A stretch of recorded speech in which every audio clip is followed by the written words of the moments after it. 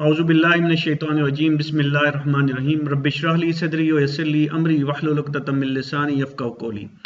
आज हम starting system के अंदर की स्टार्टिंग में होंडा सिविक 2006 मॉडल को लेके उसकी की स्टार्टिंग के दो वेरिएंट्स को देखेंगे, जिसमें एक मैनुअल ट्रांसमिशन है और दूसरा ऑटोमेटिक ट्रांसमिशन है।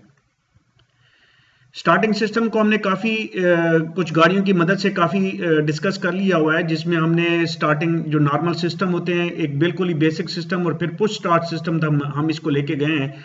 आज एक और गाड़ी जो कि होंडा सिविक है 2006, इसकी मैनुअल ट्रांसमिशन की जो डायग्राम है उनको देखेंगे।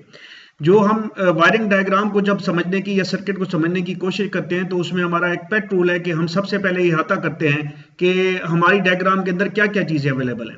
तो लेफ्ट साइड पे अगर आप देखें तो आपको एक फ्यूज रिले बॉक्स नजर आ रहा है, जो कि बैटरी के साथ, यहाँ पे बैटरी आपको नजर आ रही है, बैटरी के साथ कनेक्टेड है, और बैटरी दूसरे सिरे से ग्राउंड के साथ या गाड़ी की चेसी के साथ जो है ना कनेक्टेड है। और इस तरफ से जो पॉजिटिव है वो फ्यूजेस की मदद से मुख्तलिफ सिस्टम को पॉजिटिव सप्लाई दी जा रही है। और यहाँ से H1 जो है इस वायर के थ्रू यहाँ पे इस तरफ अगर आप देखें तो आपको इग्निशन स्विच नजर आ रहा है, जो ड्राइवर एक की के साथ इस स्विच को घुमाता है जब, तो आप जो थर्ड पॉइंट के ऊपर जाके गाड़ी को स्टार्ट करते हैं। नीचे आपको स्टार्टर जो है ना कट रिले नजर आ रही है, जो कि स्टार्टिंग सिस्टम जो अब तक हमने कवर किया उसमें ये मेन इंपॉर्टेंट रिले है, जो कि हर सर्किट के अंदर अवेलेबल होती है किसी न किसी सूरत में। उसके अलावा अगर आप देखें तो यहाँ पे आपको क्लच इंटरलॉक स्विच नजर आ रहा है, जिसको हमने पिछली एपिसोड्स के अंदर भी डिस्कस किया है। और इस तरफ आप देखें तो आपको यहाँ पे मोटर और मोटर का सोलेनॉइड जो कि बड़ा करके दिखाया हुआ है, जबकि ये एक्चुअली अगर फिजिकली हम देखते हैं तो मोटर के ऊपर सोलेनॉइड जो है ना काफी छोटा होता है और मोटर इटसेल्फ काफी बड़ी होती है। तो तमाम ये डायग्राम के अंदर यहाँ पे स्टार्टर मोटर इस जगह पे छोटी करके दिखाई गई है और यहाँ पे उसका सोलेनॉइड दिखाया गया है, और सोलेनॉइड डायरेक्टली पावर ले रहा है यहाँ पे स्विच के जरिए स्टार्टर मोटर के लिए इस साइड के ऊपर। तो ये तो टोटल आता है। और जो कि हम स्टार्टिंग सिस्टम के अंदर हम बार बार कह रहे हैं, बताते आ रहे हैं कि जब भी स्टार्टिंग सिस्टम को आपने स्टार्ट देना हो, या रिले से आप स्टार्ट कर सकते हैं, या अगर आपने इसका सिरा पकड़ना हो तो आप ये स्टार्टर मोटर और उसका सोलेनॉइड है वहां से आप इसको बैक ट्रैक कर सकते हैं और आप इसको ट्रेस कर सकते हैं डायग्राम को बहुत आसानी के साथ। ये बहुत ही सिंपल है। अगर हम पिछली डायग्राम्स को देखें तो उसके निस्बत ये काफ़ी सिंपल एक डायग्राम है स्टार्टिंग सिस्टम की। इसको अभी मैंने यहाँ पे ट्रेस कर दिया है। अब आप देखें जैसे कि हम कलर कोडिंग टेक्निक के अंदर जो हम यूज़ करते हैं कि मुस्तकिल पावर को रेड डैशेस के साथ हम डिनोट करते हैं या दिखाते हैं, तो ये देखें बैटरी की पावर इधर से लेके यहाँ पे जो स्टार्टिंग स्विच है उसके ऊपर स्टैंड बाय अवेलेबल है।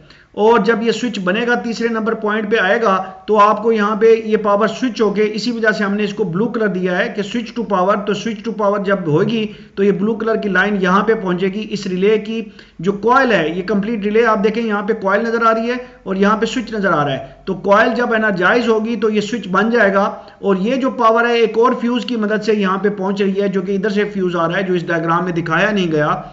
उसने यहाँ पे ये जगह बता दी कि यहाँ से किधर से आ रही है। तो आप ये फिगर जो है ना डायग्राम 10-8 को देखेंगे तो पता चल जाएगा। तो जनरली ये एक फ्यूज से पावर आती है, पावर की लाइन आती है, जो कि आगे इस रिले के ऊपर स्टैंड बाय हो जाती है।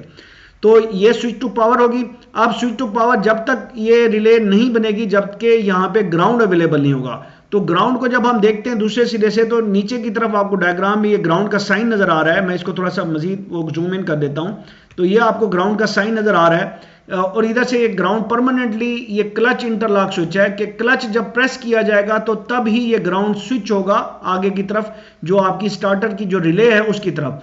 तो इसमें दो कंडीशन है। एक तो ये है कि आपकी इग्निशन की ये पॉइंट नंबर 3 पे आनी चाहिए स्टार्टिंग वाले पॉइंट पे, तो तब पावर थ्रू होगी। और ग्राउंड कब थ्रू होगा? जो परमानेंट ग्राउंड यहाँ पे अवेलेबल है क्लच इंटरलॉक स्विच के ऊपर, जब क्लच को दबाया जाएगा। क्लच पेडल जब आप प्रेस करेंगे तो ये 0 से 1 पे स्विच बन जाएगा और ये ग्राउंड थ्रू होगा इस रिले के ऊपर। तो पावर और ग्राउंड दोनों की मौजूदगी में ये रिले एनर्जाइज होगी, ये कॉइल एनर्जाइज होगी और इस स्विच को बना देगी।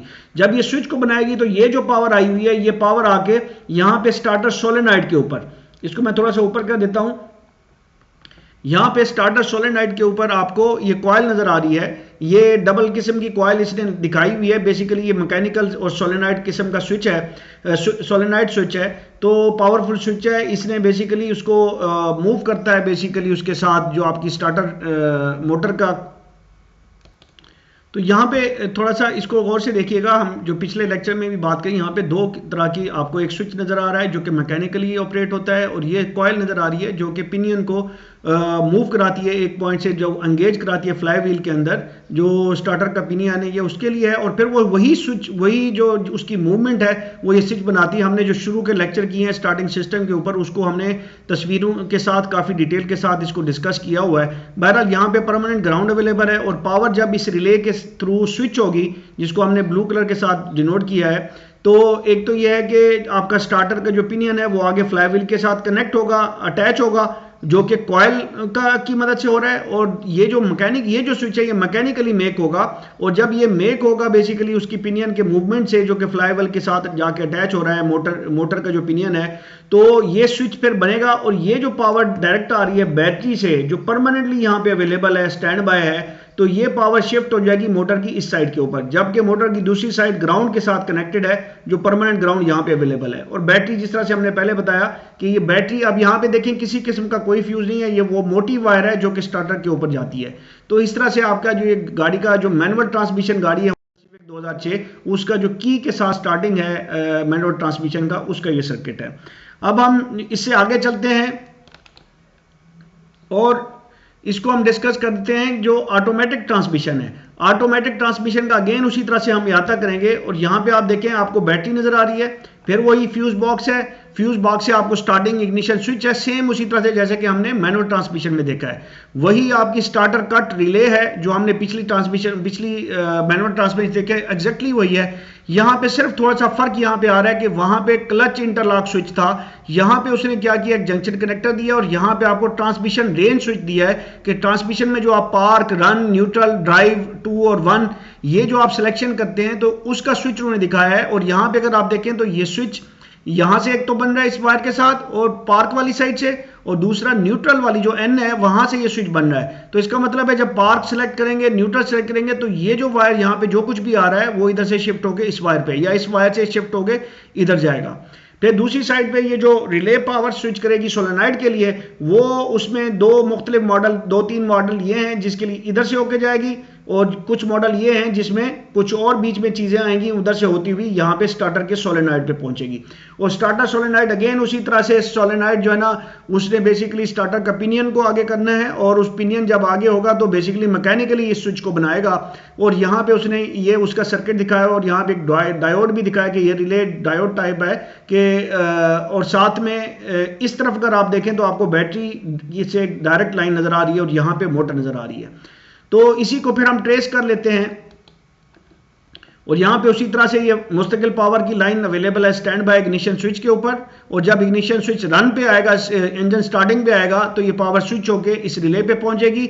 और जो ग्राउंड है जो कि परमानेंटली यहाँ पे ट्रांसमिशन रेंज स्विच के ऊपर अवेलेबल है, जब पार्क पे होगा ये ट्रांसमिशन को आपने सेलेक्ट किया होगा, या न्यूट्रल पे होगा, तो ये ग्राउंड शिफ्ट करेगा इन दोनों सूरतों में इस लाइन के ऊपर, और जाके इस रिले को बना देगा। जब ये रिले बनेगी तो यहाँ से जो पावर, एक फ्यूज पावर आ रही है इस रिले के स्विच के ऊपर, वो स्विच होगी, और स्विच होके यहाँ पे आपके स्टार्टर के सोलेनॉइड पे पहुंचेगी। स्टार्टर के सोलेनॉइड के ऊपर ग्राउंड परमानेंटली अवेलेबल है, जब ये पहुंचेगा तो ये सोलेनॉइड बनेगी, आपका पिनियन आगे मूव करेगा, और मैकेनिकली ये स्विच बनेगा, और जो बैटरी की मोटी वायर की पावर है वो सीधा इधर स्टार्टर मोटर के ऊपर पहुंचेगी, और दूसरे सिरे पे आपकी मुस्तकिल ग्राउंड अवेलेबल है। तो इस तरह से इसमें थोड़ा सा फर्क है होंडा सिविक 2006 मॉडल के अंदर मैनुअल ट्रांसमिशन की स्टार्टिंग में और ऑटोमेटिक की ट्रांसमिशन में की स्टार्टिंग के अंदर। आई थैंक यू ऑल। अस्सलाम वालेकुम वरहमतुल्लाहि वबरकातुहू।